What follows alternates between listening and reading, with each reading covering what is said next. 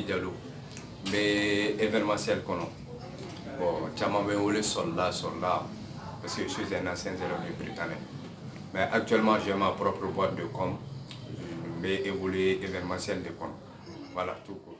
Bon ni il y a une question posée un koro abe nasini fo ko fait doni parce que ne an sera bien bi feno de kera ka koro en fait en Afrique en société qu'on basée de l'organisation de la société de cas ayanta bébé o de ma moya ere nonte société ere nonte dîner baloto ayre dama nonte mais mogoyero on tena fo tubabu mais mogoyero ta basé fenwere nyini na mi wari fanfala ka fa on a développé ka se ga na folo sorula ainsi de suite bon ayanga société be glanga ba olu kala ka fɛn wɛrɛw dilan ka n'o parachute an kan an b'olu ka société olu la c'est ça on appelle les médias an nana complexe olu de kɔrɔ ka olu ka tagabolo ta k'an ka société fɛnw bila ainsi de suite c'est ce qui a amené tout ça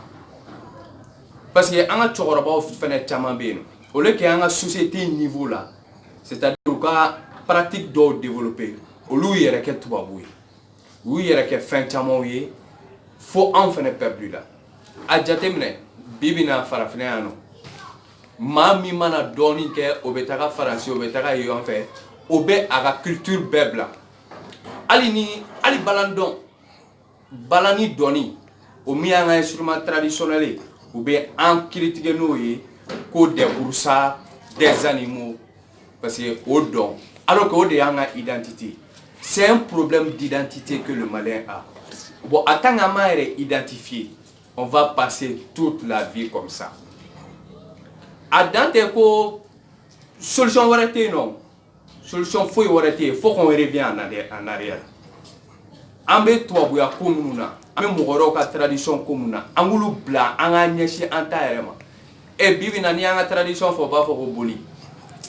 E boli anga tradition anga na boli sore. Boli nana sɔrɔ an ka tradition wɛrɛ b'anw na o kun ye organisation de la société de mɔgɔya yɛrɛ danbe ye min ye mais bibi na danbe ni ye kuma dɔ fɔ sisan ko mɔgɔya yɛrɛ danbe ye jumɛn dan bɛ i la i dan ye nin ye bɛɛ b'a dɔn k'a fɔ aw ka du u tɛ sɔn nin ma mais bibi na danbe jɔn na o ye an ka société kɛ mun ye f'i ka dɔ de sɔrɔ. Ni e ma fɛn sɔrɔ i ye dangaden an bɛ y'an référé jɔn kan n'i ye denmisɛnnin o denmisɛnnin wuli tɛ ko n sɔnnen don jɔn ye ni n ko n bɛ tɔgɔ fɔ kɛ a kana digi mɔgɔ la bɛɛ sɔnnen don Baba Sora ye jumɛn kɛ a ka yafa n ma n fa don n ko a ye suɲɛni de kɛ mais o de y'an danbe ye mais il faut que an k'an danbe dɔn de an tɛ suɲɛni kɛ an tɛ nin kɛ mais bibi na ni mo ke dangaden ne te son jɛnɛ ma tɛ nin kɛ musoko yɛrɛ kɛra fierté an bolo ni olu taara jamana min kan ala yɛrɛ b'i kɔ don i la fɔlɔ ye kelen ni ala y'a kɔ don i la division de bɛ daminɛ ils sont en train de segmenter notre vie. La jeunesse, il n'y a pas de jeunesse au Mali. Quand on dit que la force d'un pays c'est la jeunesse, il n'y a même pas de jeunesse au Mali. On est tous des opportunistes. Parce que nos aînés là nous ont montré que ni ma fait ni il te fait. Ani damé ta ou bien mon foyer intégriste d'autres abords ou bien extrémistes. Oui, taganana un chemin là. Bon, nous-mêmes nous sommes perdus, on n'a pas d'identité. Problème d'identité quoi de bana. En tout nous n'est ne retard ne mi flène ka kuma ne joint. Mborami, la transmission a failli. De nos aînés à nous à Tiana. Alors que ni est Kourougan Fougata, Tobou Nana ou société organisationnelle à ce moment-là, on est fait Afrique. Oui. En y a un taille de black à tout le monde. Problème qu'elle a fait d'oeil. C'est-à-dire, mais c'est gars, en a base d'amener une société glanée. Mon ou tau glané d'amener ni wari ni. En clair, quand a tout warko, a me perdu de. Au lieu de la société, quand la société est là. Préparant seulement la mathématique, la source est à Tombouctou. Mais en mathématique, tu as qu'à warnini. la société glanée. C'est ça qui fait défaut. Vous voyez, bon, ni la société glanée, on a toujours miri k'a fɔ ko wari de bɛna tila ka diɲɛ mara. A ka yafa ma, an ka professeur dɔ tun b'a fɔ an ye ko vous connaissez le dernier prophète, que les gens disent que Mohamed sallallahu alayhi wa sallam, c'est lui le dernier prophète, mais qu'il y a un autre prophète qui est là. Il s'appelle l'argent. Et l'être humain est prêt à tout pour l'avoir. On ment, on tue, on fait tout pour ça. Autant on est damné. Bon, mais c'est une identité tant noble. Parce que wari de kera en fait identité. O de kera dien. Ni anga du ta follow. Mo ta do ko ni de. Mais bibi na do be doni soro be ta ka so jo be mobili jo be ta na muso. Pour que ka ira ko du ko na de kera fait. Mais follow anga chokoro ba mo ira na. Mo ira na peu. Voilà.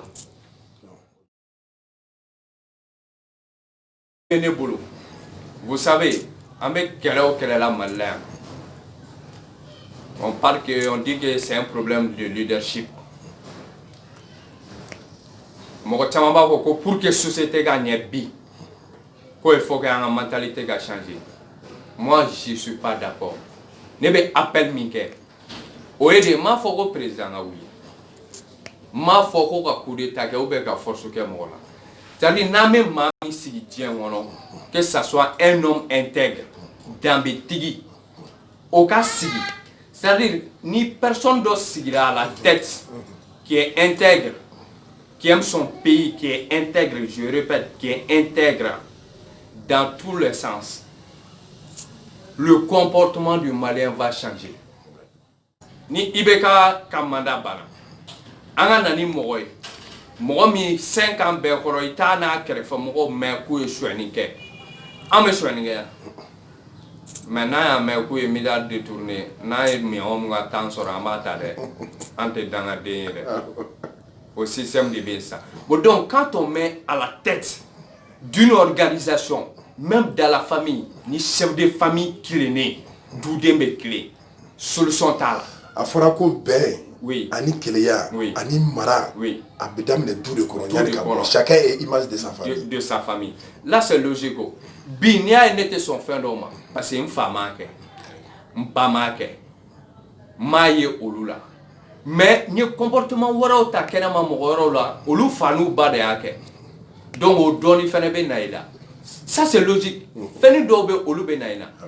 Imagine ne b'a fɔ ne fa ma suɲɛni kɛ ne ba ma suɲɛni kɛ mais bi ne bɛ ka suɲɛni kɛ o mais o kɔrɔ tɛ ko n bɛ gulɔ min ou bien ko n bɛ drogue ta n m'olu siɲɛ fa la wa n ma suɲɛni yɛrɛ fana fa la mais comportement dɔ bɛ yen la rue t'enseigne ça. L'homme est le produit de son milieu. De son milieu, l'environnement fait l'homme. O ye diyagoya de ne ka appel min kɔni bɛ yen nɔ diɲɛ yɛrɛ kɔnɔ o ye de an k'a lajɛ an ni ɲɔgɔn bolo. Dieu c'est passager, c'est juste un film, ça va passer. Il est milliard tao, il est que tout, il m'a tara moro kumula autant d'embêter. Il faut qu'on revienne en arrière, il faut qu'on valorise nos cultures. La base d'un pays c'est sa culture. Hein. Ni culture tu l'as, identité tu l'as, tu es perdu dans la nature. Nous on n'a même pas de langue. Sur le plan économique, on parle qu'on n'a pas de monnaie, sur le site. On n'a même pas de langue. Bamanangate, foué, même pas de danse. Avec Sénégalais, Ivoiriens, ainsi de suite. Malais, on est au appel de ces paiements. Vraiment, il faut qu'on s'identifie. Et qu'à donc, qu'on est d'ambétenier, n'est qu'à donc, on est d'ambétenier.